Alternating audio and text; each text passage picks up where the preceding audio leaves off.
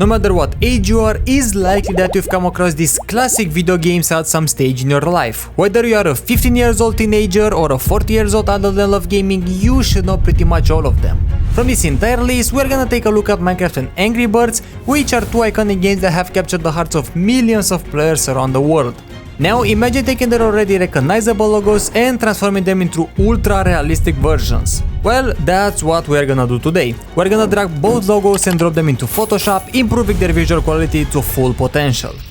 Here we are in Photoshop, ready to start this edit with the Minecraft logo on the layer. I've included this image specifically to help me recreate the shapes of the cube.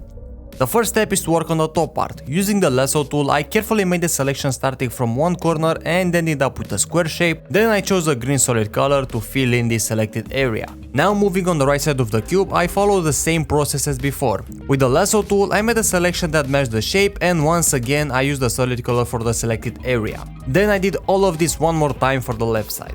For the top part, I used the grass stock image and I applied the mask to match the shape of the square. To avoid creating a harsh edge, I intentionally avoided straight lines as real grass doesn't grow like that. Instead, I used the grass brush to carefully paint back around the edges, making sure that it has a more natural and organic look. From this beach image, I cut out only the water because it is one of the most important things in the game and must be included. Then I just applied a specific selection to the top part. With an exposure adjustment layer, I started to paint shadows to create depth. As you already know, shadows make a huge difference when used correctly. Then it was time to work on the side parts. I found a dirt texture that I used on both sides along with the distort option in order to create the 3D effect. Because I had some water on top, I felt the need to also add it on the sides of the cube, so I made a rounded shape and painted back the water on those specific areas. Now comes the key part, which is to add shadows on the whole thing. This step will make it look like an actual 3D object. Here I wanted to keep the original idea from the logo, which is to integrate the grass above the dirt and make some sort of transition. So I did this with the same image used earlier and I painted back on the layer mask. Same for the left side. Just as I did with the grass, I wanted to make a transition between the stone texture and the layer of dirt above it. To create this, I used this overlay and I made sure that I have the correct perspective by using the distort feature. Then I realized that the size of the stone block was too big for the overall composition, so I made it smaller, and also I moved it and erased the part that extended under the cube. More shadows here and there, mainly on the water part and where the dirt and stone texture connect. This way it looks more interesting and I think it's better than to just fade out with a soft brush. I got this lava image which will be placed on the bottom of the logo because in the game you have to go deep underground in order to find it. Again, I had to make sure that it has the right perspective, and then I removed the stone texture from the overlay and kept only the lava. I duplicated the image and placed it on the left side as well. With some warping I managed to make it a bit different. On top of that I added some glow with a solid color adjustment layer. For the final part of this logo I used this gold image, which is the perfect asset for creating the iron, gold and diamond doors. I made a selection of it and then I spent the next 15 to 20 minutes in just placing and changing the sizes as much as I can in order to create some variety. I placed them as they are in the game, the most valuable being the diamond door at the bottom, above it finding the gold and iron ones. To make them blue, I just simply added a hue and saturation adjustment layer to every single one of them. As I said, this process took me quite some time considering that I just resized and placed images, but the final result was 100% worth it.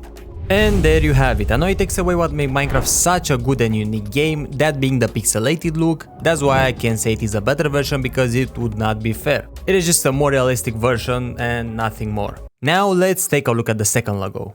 As I did with the Minecraft logo, the first thing was to make shapes. With the pen tool I tracked around the blue background so later I can easily work on it for when I will add different overlays. As you can see, all I did after was to use a solid color. Next I had to make shapes for the bird. Again, using the pen tool I made the shape of the body, then moved to eyes and beak for both the upper and lower part, and finally the tail.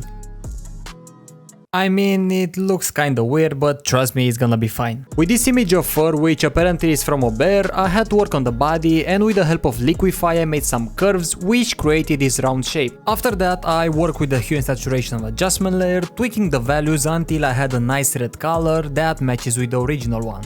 The exact same thing for this, the hair? I just don't know what these are, but all you need to know is that I repeated the steps. Using the same fur image, I painted back on the layer mask around the entire bird with a grass brush so we can have the exact result we had previously on the Minecraft logo when we are painting the grass. I got this 3D eye asset which will be clipped to the shapes made earlier for both eyes, and with the content aware fill I removed the iris and pupil, remaining only the white part. From the same image I got back the pupil, made the necessary adjustments, and using the original logo I placed them on the right spots. Because I don't have much to add from now on and basically the base of the logo is done, now it all comes down to shadows and creating different forms on the body.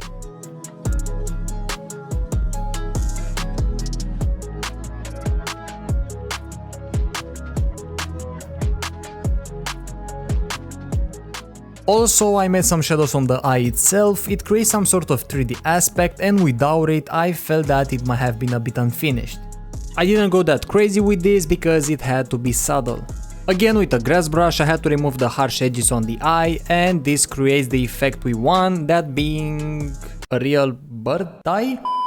I used this bird for my bird. To be more specific, only the beak, made a selection with the pen tool, and if you are curious about this thing, well, I didn't want to make the eyebrows shape at that moment.